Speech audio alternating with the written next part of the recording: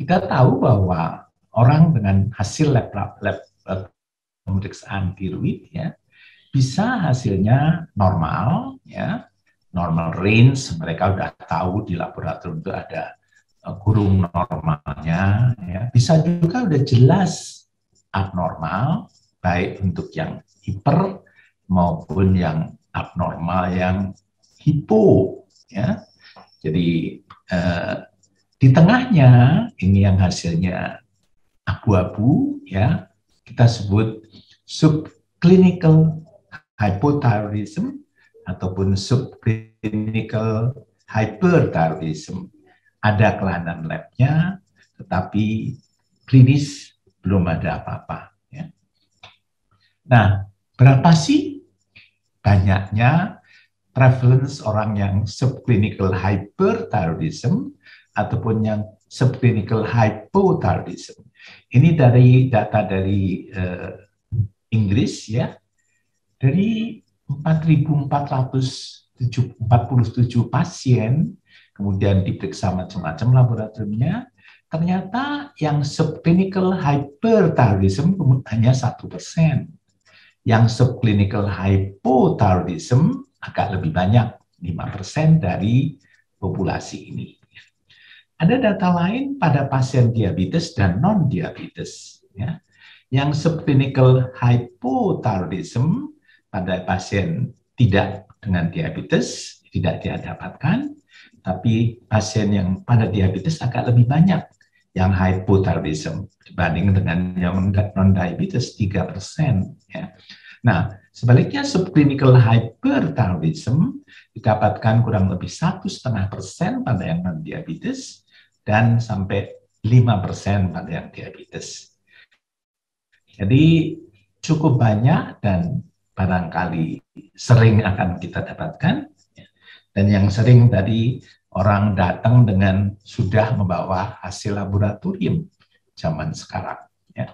Nah, kita tahu juga bahwa gejala-gejala hipertiroid ini yang jelas, nanti saya kira atau sudah banyak dibicarakan, berdebar, berat badan turun, dan ini sering kalau yang klinis, apalagi yang Graves ophthalmopathy, dari jarak 5 meter juga udah ketahuan. Ya. Tapi untuk yang gejala-gejala yang tidak terlalu ada, itulah yang menjadi problem yang kita bicarakan. Demikian juga hypothyroidism. Kalau misalnya berat badan sudah turun, sudah naik, kemudian sudah ada konstipasi, ada keluhan tidak tahan dingin dan sebagainya, ya, itu jelas sudah hypothyroidism. Tapi kadang-kadang keluhannya tidak jelas ya pada yang subclinical hypothyroidism. Nah, apa sih penyebabnya? Ini yang tirotoksikosis yang ke arah hipertiroidisme, itu yang sering adalah penyakit Graves ataupun penyakit Blumer, struma nodosa toksik maupun struma multinodosa toksik, ya. Dan ada yang tanpa hipertiroidisme, ya, tiroiditis atau pemberian hormon tiroid eksogen. Ini yang jarang, ada penyakit trofoblastik, ada hipersekresi TSH, ya, dan yang tanpa hipertiroidisme bisa juga drug-induced thyroiditis. Nah, ini penyebab tirotoksikosis. Tentu untuk yang subclinical hyperthyroidism, penyebabnya mungkin juga berbagai hal ini, tetapi dalam taraf yang masih awal sekali. Jadi belum memberikan gejala, tapi sudah memberikan kelainan hasil laboratorium, subclinical hyperthyroidism. Nah, untuk hypothyroidism, ini sebabnya yang sering adalah tiroiditis, Hashimoto, ya, tidak ketahuan, lama-lama baru ketahuan sudah hypothyroidism. Bisa juga akibat radioaktif iodine therapy pada Graves' disease ataupun operasi. Ya, ini yang sering didapatkan. Juga excessive iodine intake, ya, dari kontras, ya, dan thyroiditis. Tentu sebab-sebab untuk subclinical hypothyroidism juga bisa yang ini juga, tapi dalam taraf yang masih awal, ya. Jadi bisa saja Hashimoto thyroiditis, gambarannya masih subclinical hypothyroidism, belum sampai hypothyroidism. Nah, apa sih implikasinya? Ya, kita tahu bahwa natural course-nya subclinical hypothyroidism itu bisa recovery spontan, bisa juga progres menjadi overt thyroid dysfunction. Tapi yang menarik, ada keuntungan juga. Kalau yang subclinical hypo itu potensial untuk longevity, untuk umurnya lebih panjang. Jadi tentu kita tidak serta-merta kalau subclinical hypothyroidism harus segera diobati. Ada nanti dipilah-pilah mana yang diobati, mana yang perlu, mana yang tidak. Ya. Kemudian risiko untuk heart failure. Ini pada orang tua malahan lebih menguntungkan kalau hypothyroidism daripada hyperthyroidism. Jadi kalau misalnya dibiarkan malah subclinical hypothyroidism, ya tentu tidak tinggi-tinggi sekali TSH-nya, barangkali lebih menguntungkan. Tapi ada hal yang tidak mengenakan adalah weakness dan myalgia. Juga pengobatan untuk depresi pada pasien-pasien psikiatri, failure-nya lebih banyak. Dan ada juga clinical implication yang lain, pada orang-orang tua, tentu gastric motility-nya bisa berkurang. Jadi kemungkinan terjadi konstipasi lebih banyak ya. Ada subclinical hyperthyroidism. Nah, mengenai kadarnya, ya kan normal kan 4,59 kira-kira 4,5 ya. Bagaimana keadaannya kalau naik sedikit ya dan atau kalau naiknya besar. Ini kita ngomong subclinical hypothyroidism, jadi free T4-nya normal ya. Terhadap progres hypothyroidism overt itu asosiasinya cukup tinggi. Jadi untuk yang 10 itu lebih banyak yang progres ke hypothyroidism dibandingkan yang dengan 4 sampai 50. Untuk pengobatan dua-duanya sama, kalau diobati tentu. Tapi kejadian kaitannya dengan cardiac endpoints, kaitannya dengan kolesterol, LDL kolesterol itu tidak terlalu bagus ya, insufficient dan fair untuk kadar 4,5 atau di atas 10 atau kurang dari 10 ya. Dan juga kalau diobati apakah beneficial atau tidak, itu juga buktinya insufficient ya.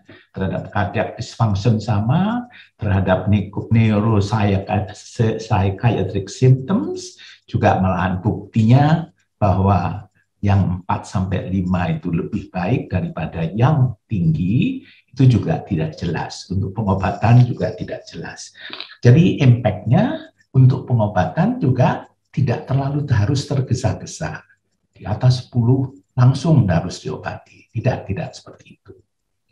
Nah, ini ada beberapa keadaan yang favoring terhadap levothyroxine therapy. Jadi keadaan-keadaan ini pada subclinical hypothyroidism itu menguntungkan kalau diobati. Ya. Jadi kalau tinggi sekali, walaupun tadi buktinya tidak terlalu kuat, ya. Kemudian ada progressive rise pada TSH atau ada goiternya, ya, atau ada positive thyroid antibody, atau orang yang kehamilan atau berhamil ataupun bermaksud untuk hamil. Nah, beberapa hal ini favoring untuk levothyroxine therapy sehingga mengindikasikan untuk diberikan treatment pada subclinical hypothyroidism, progressive TSH increase, adanya kelainan pembesaran tiroid, kemudian adanya positive anti-thyroid antibodies, ataupun dyslipidemia, ataupun pregnancy, itu semua menyebabkan lebih cepat untuk bisa diobati. Jadi ini ada pendapat bahwa untuk subclinical hypothyroidism, indication of treatment adalah kalau ada clinical symptoms tentu, jadi hypothyroidism, atau ada goiter, lebih mengindikasikan untuk segera diobati. TSH lebih 10 dan juga high positive anti-thyroid antibodies. Ini mengindikasikan untuk diberikan pengobatan. Ya. Kalau kurang dari 10 dan asimptomatik, umumnya ulang dulu, dilihat dulu keadaannya, dan diminta tiroid antibody. Jika tinggi, obati. Dan mengobatinya start dengan tiroksin yang dosis rendah dan kemudian disesuaikan dengan responsnya. Nah, ini ada algoritma ya untuk subclinical hypothyroidism. Tentu dicek dulu, lebih dari 10 obati. Atau nanti ada yang mengulang dulu juga bisa, tapi prinsipnya kalau di atas 10 diobati lebih baik, obati ya. Kemudian kalau 4,5 sampai 10 itu dinilai dulu ya. Kalau cardiovascular risk-nya ada atau risikonya ada, boleh diobati atau dikasih obat ya. Kalau ada gangguan kelainan pada sonografik atau antibodinya positif, juga di consider to treat ya. Kalau ada hypothyroidism symptoms atau depresi dengan subclinical hypothyroidism, maka boleh dicoba short course levothyroxine therapy. Kalau improve, boleh diteruskan. Kalau tidak improve, tentu kita stop pengobatan levothyroxine-nya. Ya. Tapi kalau semua ini tidak ada, maka cukup diobservasi dan monitor mengenai thyroid function. Mungkin 6 bulanan, ya, tapi kita monitor lebih lanjut kalau ada perubahan ke arah yang memerlukan thyroid. Nah, kemudian ini juga yang lain ya, apa namanya, algoritma yang lain. Kalau ada over, jelas ditreat ya. Tapi kalau subclinical hypothyroidism diulangi 1-3 bulan, jadi tidak segera diobati. Tapi kalau tinggi, tetap tinggi, obati. Kalau tetap 5 sampai antara 5 sampai 10, tapi anti TPO-nya positif, antibodinya juga diobati. Kalau yang negatif tapi ada compelling indication, tadi infertility, pregnancy, goiter, dan sebagainya, maka ini juga bisa diobati. Kalau tidak ada compelling indication, observasi saja. Ini anjuran dari American Family of Physicians kurang lebih sama. Ya. Jadi ada T4-nya normal, TSH higher than normal, jadi subclinical hypothyroidism, dicek ulang. Ya. Kalau di atas 10, cek anti-thyroid antibodies-nya. Kalau jelas positif, maka diobati. Ya. Tapi kalau di atas 10 anti-thyroid antibodinya negatif, kalau ada simptom yang mengindikasikan untuk pengobatan, diobati. Tapi kalau tidak ada, ya dipertimbangkan untuk terapi. Kalau 5 sampai 10, kalau antibodinya positif, dipertimbangkan untuk terapi. Kalau tidak positif, maka diobservasi dan dites tiap 6 bulan. Ya. Saya kira anjuran ini adalah American Family Physician. Jadi untuk dokter umum ini juga barangkali cukup enak untuk diikuti. Periksa FT4 dan TSH serial ataupun ulangan, dan kemudian tambahan untuk menentukan adalah adanya anti-thyroid antibodies dan berbagai keadaan yang mengindikasikan untuk diberikan obat. Nah, ini dari Inggris ya, dari European Society of Endocrinology untuk anak. Jadi kalau TSH-nya di atas 4,5 tapi masih normal FT4-nya, jadi subclinical hypothyroidism ya. Diperiksa macam-macam ya, dengan anamnesis, pemeriksaan jasmani, autoimun, USG dan sebagainya ya. Itu semua diperiksa dengan cermat dan kemudian dicek 4 sampai 12 minggu. Kalau hasilnya jelas hypothyroidism, overthyroidism diobati. Tapi kalau normal, maka ya nggak usah diapa-apain. Barangkali ada transient subclinical hypothyroidism saja. Nah, kalau tetap subclinical hypothyroidism lebih dari 4,5, tapi normal, 4-nya, kita periksakan anti-thyroid antibodies ataupun thyroid ultrasound untuk melihat pembesaran dan untuk melihat antibodinya. Kalau antibodinya positif, ya, kalau di atas 10, treat. Tapi kalau antara 4 sampai 10, kalau ada pembesaran, goiter, tentu ada goiter, tentu diobati. Tapi kalau tidak ada, jadi compelling indication tidak ada, maka dicek juga, ya, diobservasi.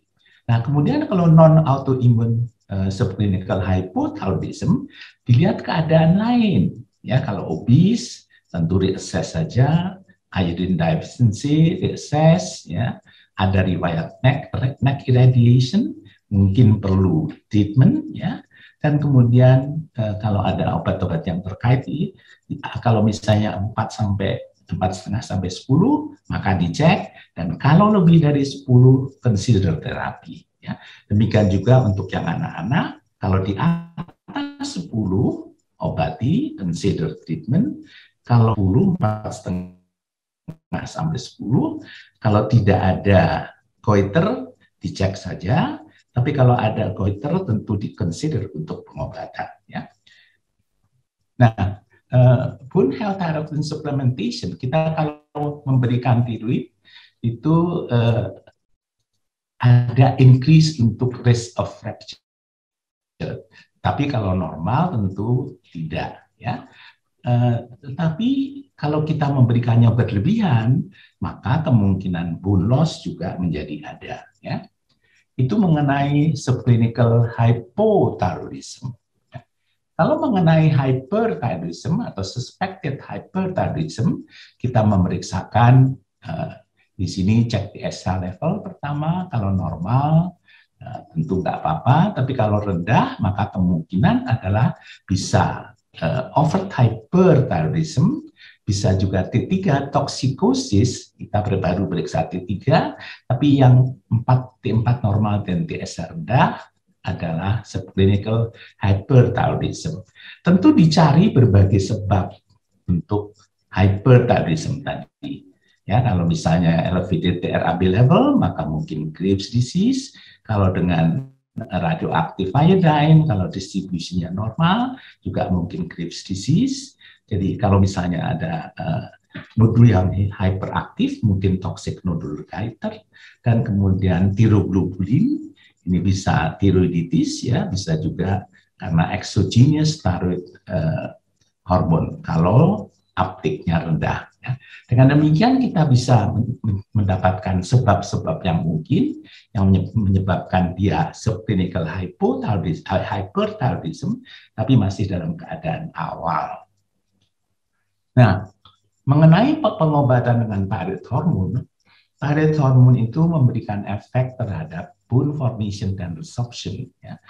Thyroid hormone yang berlebihan menyebabkan bone loss. Ya.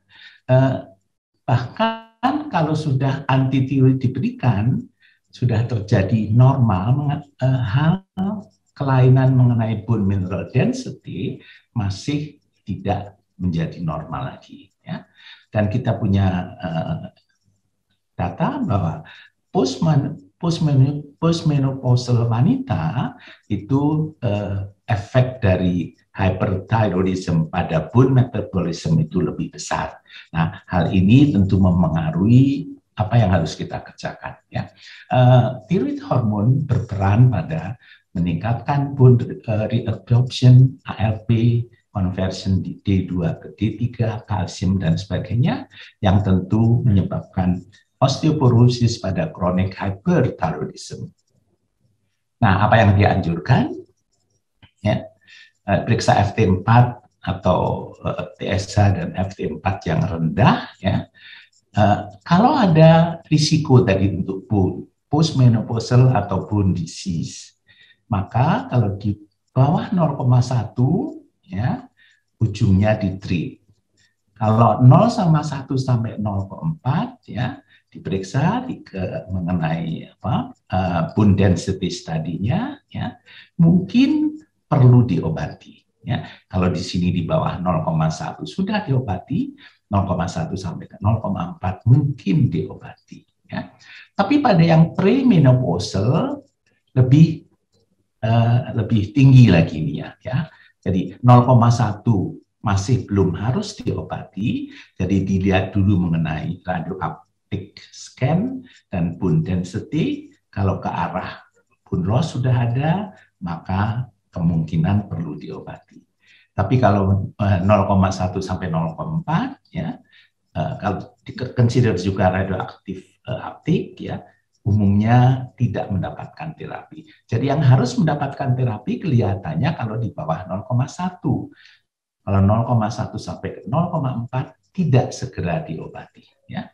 Nah, itu barangkali apa yang bisa dikerjakan, dan semua ini bisa dikerjakan pada tingkat primer ya. Tapi paling sedikit tentu harus bisa dikerjakan pada tingkat dokter spesialis penyakit dalam. Terima kasih, mudah-mudahan bermanfaat untuk kita dalam menghadapi pasien-pasien dengan subclinical hyper ataupun hypothyroidism.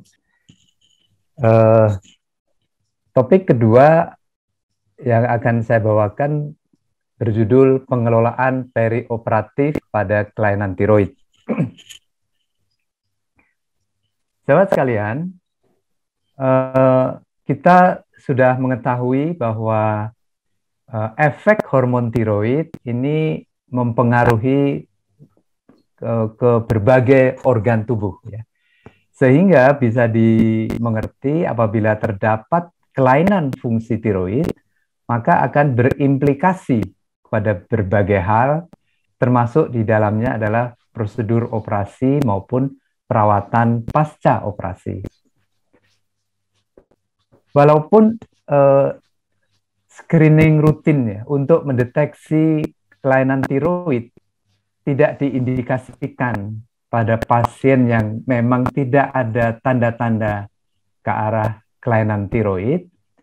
Namun demikian, pengenalan atau diagnosis dan optimasi pasien-pasien yang sudah memiliki gangguan tiroid sebelumnya ini menjadi sangat penting dan perlu menjadi pertimbangan dalam evaluasi perioperasi.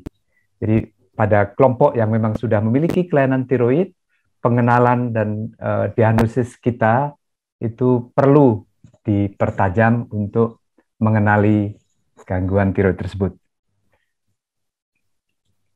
Ini adalah skematis pengaruh hormon tiroid terhadap berbagai organ, mulai dari central nervous system, growth, development, penyakit kardiovaskular, reproduktif, behavior, dan lain-lain, yang semua ini mencerminkan betapa banyak pengaruh hormon tiroid di dalam badan kita. Nah, oleh karena itu, ketika kita berhadapan dengan pasien yang akan menjalani operasi, maka kita dihadapkan pada apakah kita akan screen atau tidak. Nah, seperti tadi di awal disampaikan bahwa pemeriksaan fungsi tiroid preoperatif secara rutin memang tidak diindikasikan pada pasien yang tidak memiliki riwayat itu. Namun demikian, apabila dalam anamnesis dan dalam pemeriksaan fisik kita menemukan tanda dan gejala ke arah gangguan fungsi tiroid, maka pemeriksaan TSH yang merupakan pemeriksaan yang sensitif untuk membedakan hiper, membedakan hipo, dan normal atau fungsi tiroid, maka sekali lagi evaluasi TSH merupakan bagian yang sangat penting untuk menentukan hiper, hipo, atau normal pada pasien yang kita dapati secara symptoms maupun signs dari anamnesis maupun pemeriksaan fisik. Sahabat sekalian, apabila kita sudah mengetahui pada pasien yang akan menjalani operasi ada hipotiroidisme, maka tes TSH merupakan tes yang sangat sensitif sekaligus untuk mengetahui adekuasi pengobatan kita dan untuk mengetahui apakah sudah optimal tata laksananya menjelang operasi.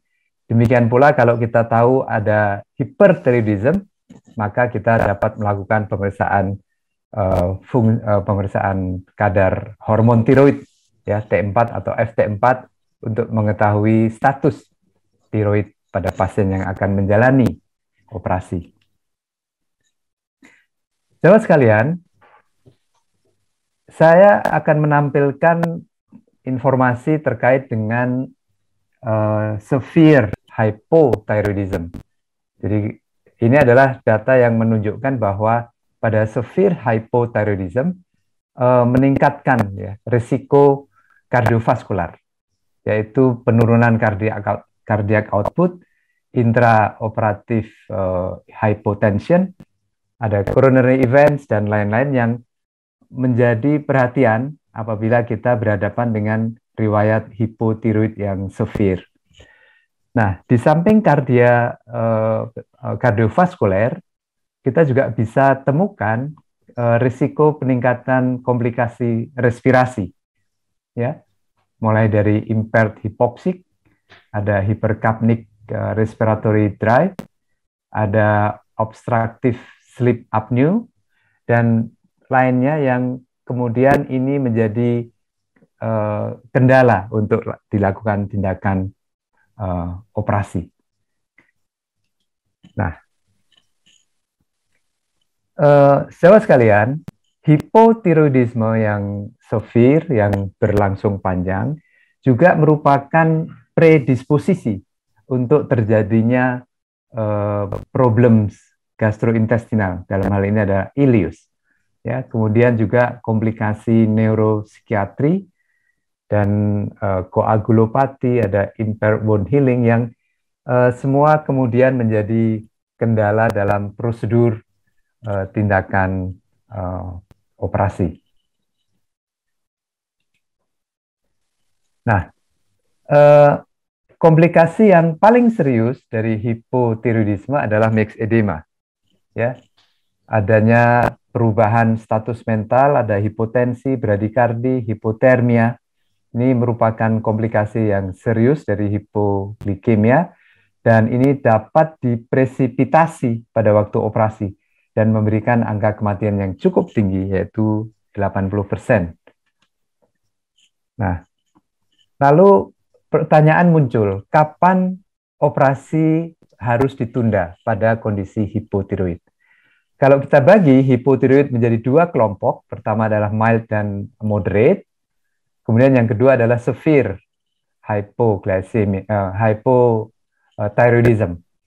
Pada kelompok yang mild dan moderate, operasi dapat dilanjutkan, ya, dapat dilanjutkan sambil tentu memperbaiki kadar hormon tiroidnya. Nah, pada yang severe hypothyroidism, maka sebaiknya seharusnya pada elective surgery ini harus ditunda, ya, harus ditunda untuk diperbaiki terlebih dahulu. Tetapi kadang-kadang kita berhadapan dengan situasi urgent, situasi operasi yang harus segera dilakukan. Dalam keadaan demikian, memang situasi menjadi tidak mudah karena harus operasi pada kondisi hipotiroid yang berat. Maka perlu diberikan levothyroxine IV intravenous, ya, dengan dosis yang tertera 200 sampai 500 mg diikuti dengan 50 sampai 100 mg per hari. Nah, sekarang bagaimana persiapan pertimbangan untuk operasi pada pasien hipotiroid? Kita tahu bahwa perubahan-perubahan yang terjadi pada hipotiroid itu pada umumnya reversible, sehingga apabila di replace, segera diganti, segera diberikan terapi dengan hormon tiroid, maka akan dapat kembali membaik. Oleh karena itu, yang dipilih adalah pada elective surgery, kita tunggu sampai pada keadaan eutiroid. Direkomendasikan untuk full replacement dose itu 1,6 mikrogram per kilogram berat per hari. Ada yang menyebut sampai dengan 2,2 mikrogram. Tapi pada orang tua tentu perlu regimen yang lebih hati-hati, yaitu lebih sedikit atau lebih kecil. 25 mikrogram per hari ditingkatkan setiap 2 sampai 6 minggu sampai keadaan eutiroidnya tercapai. Nah, setelah TSH tercapai dengan perbaikan hormon tiroid tadi, pemberian hormon tiroid, maka operasi dapat dilakukan. Nah, apabila pada hari operasi harus puasa dan obat hormon tiroid tidak diberikan, itu masih bisa ditoleransi karena kita tahu half-life dari hormon tiroid itu sekitar 7 hari, sehingga masih cukup ya pada hari operasi tersebut meskipun tidak diberikan. Demikian pula beberapa hari setelah operasi apabila terpaksa tidak bisa diberikan, masih bisa dimungkinkan tanpa obat sampai dengan 5 hari. Sahabat sekalian, bagaimana kalau kita berhadapan dengan severe hypothyroidism atau mixed edema koma dan harus menjalani tindakan operasi? Ya, ini ada rekomendasinya diberikan seperti tadi, L-tiroxin 200 sampai 500 mikrogram intravena atau 40 mikrogram T3 sebelum operasi. Kemudian diberikan maintenance dose. Dan pada kondisi tersebut diperlukan hidrokortison, ya, kortikosteroid sebesar 100 mg dengan interval 6 jam. Ya. Setiap 6 jam diberikan hidrokortison 100 mg. Dan kemudian hormon tiroid diberikan, ya, hormon untuk replacement ketika secara oral mulai dapat diberikan, ya. Jadi segera setelah secara oral dapat diberikan, hormon tiroid dapat dimulai dengan dosis 100 mikrogram, ya, 100 mikrogram. Sahabat sekalian, bagaimana dengan hiperthyroidism? Kalau tadi kita bahas tentang hypothyroidism, sekarang kita masuk ke hiperthyroidism. Seperti di awal disampaikan bahwa hormon tiroid mempengaruhi berbagai macam organ, maka pada hiperthyroidism yang long-standing hyperthyroidism, maka dapat berpengaruh pada komplikasi kardiovaskular, ya, komplikasi kardiovaskular, kemudian bisa terjadi resistensi vaskular yang sistemik yang menurun, kemudian ada sistem renin angiotensin aldosteron yang terganggu sehingga menimbulkan retensi cairan dan natrium sehingga menimbulkan cardiac output yang meningkat dan ujungnya adalah heart failure, high output heart failure. Kemudian juga ada risiko iskemia miokardial yang dipresipitasi operasi, dan juga peningkatan risiko adanya atrial fibrilasi. Sahabat sekalian, resiko perioperatif yang paling besar pada hiperthyroidisme adalah thyroid storm. Ya, thyroid storm ini dapat terjadi selama atau beberapa jam setelah tindakan operasi. Dan lalu kapan pasien hiperthyroidisme yang akan menjalani operasi kita tunda? Kita sarankan untuk ditunda. Nah, apabila kondisi hiperthyroidismenya adalah subklinik, ya, artinya ringan, maka operasi dapat dilanjutkan. Tetapi kalau overt hyperthyroidism, ya, hipertiroidisme yang masih nyata, tanda-tanda full blown masih muncul semua, maka kelompok operasi yang elektif dapat atau sebaiknya ditunda, ya. Ya, ditunda sambil menunggu kondisi eutiroid yang dapat dicapai dalam beberapa minggu. Ini untuk hipertiroid yang perlu ditunda, yaitu yang overt. Tapi kalau yang subclinical hyper atau hiper yang ringan dapat dilanjutkan operasinya. Nah, bagaimana tata laksana hipertiroidisme pada yang urgent ini, operasinya yang perlu segera? Maka beta blocker, anti thyroid drugs, dan kortikosteroid dapat menjadi modalitas terapi pada kondisi hipertiroidisme yang harus menjalani tindakan operasi segera. Ya, beta blocker yang dipilih bisa propranolol karena sekaligus propranolol dapat mempunyai manfaat menginhibisi konversi dari T4 menjadi T3 yang aktif, ya. Jadi manfaat lain dari propranolol selain mengontrol rate dapat juga mengurangi inhibisi, mengurangi konversi T4 menjadi T3. Nah, apabila diperlukan dalam keadaan yang emergensi tadi, maka dapat diberikan solusi Lugol, ya, 1 jam setelah obat-obat PTU atau methimazole diberikan untuk memblok organifikasi dari iodida sehingga sintesis hormon tiroid dapat berkurang. Kemudian juga diberikan glukokortikoid dengan standar regimennya adalah hidrokortison pada dosis 100 mg IV diberikan setiap 8 jam pada hari operasi dan kemudian di tapering off dalam 3 hari. Sahabat sekalian, itulah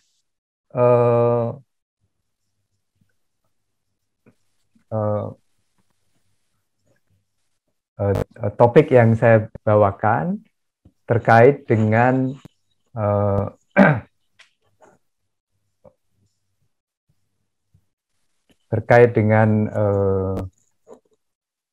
persiapan perioperatif pada kelainan tiroid. Jadi sebagai summary, ya, pengenalan, diagnosis, dan optimasi kelainan tiroid yang sudah ada pada pasien yang akan menjalani operasi itu menjadi pertimbangan yang sangat penting dalam evaluasi perioperasi. Pada pasien yang sudah diketahui hipo atau hiper yang sudah dalam terapi, maka pemeriksaan TSH dan FT4 dapat digunakan untuk menilai apakah pengobatan sudah cukup adekuat, untuk menilai apakah pengobatan sudah cukup untuk persiapan operasi.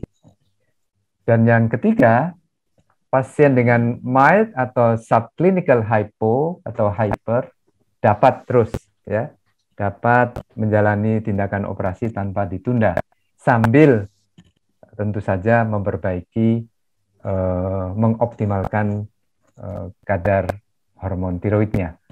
Dan operasi yang elektif harus ditunda pada pasien yang overt, ya, baik hipo maupun hiperthyroidism sampai kepada pasien euthyroid.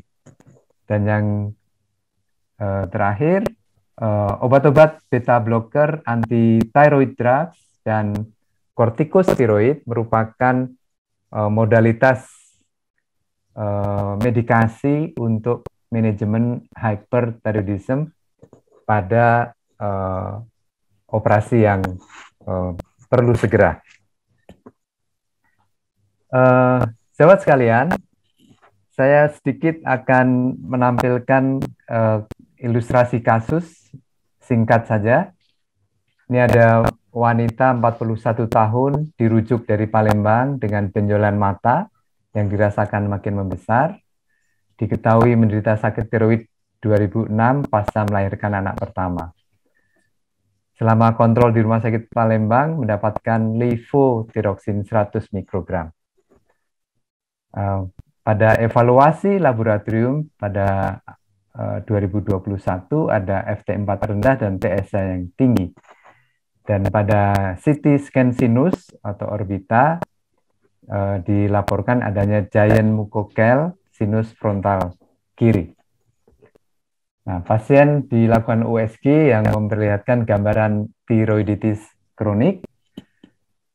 Dan kemudian masalah pada pasien ini adalah hipotiroid, ekausa tiroiditis kronik, suspek tiroiditis Hashimoto dengan mucokel yang direncanakan untuk operasi.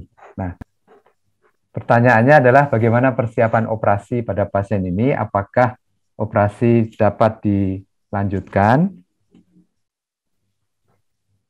Pada pasien ini kadar TSH yang masih tinggi, ini jelas ya, hipotiroid dengan keluhan-keluhan yang nyata, sehingga ini overt hipotiroid. Pada kasus ini tentu kita perbaiki dulu untuk hipotiroidismenya sebelum masuk dalam persiapan operasi.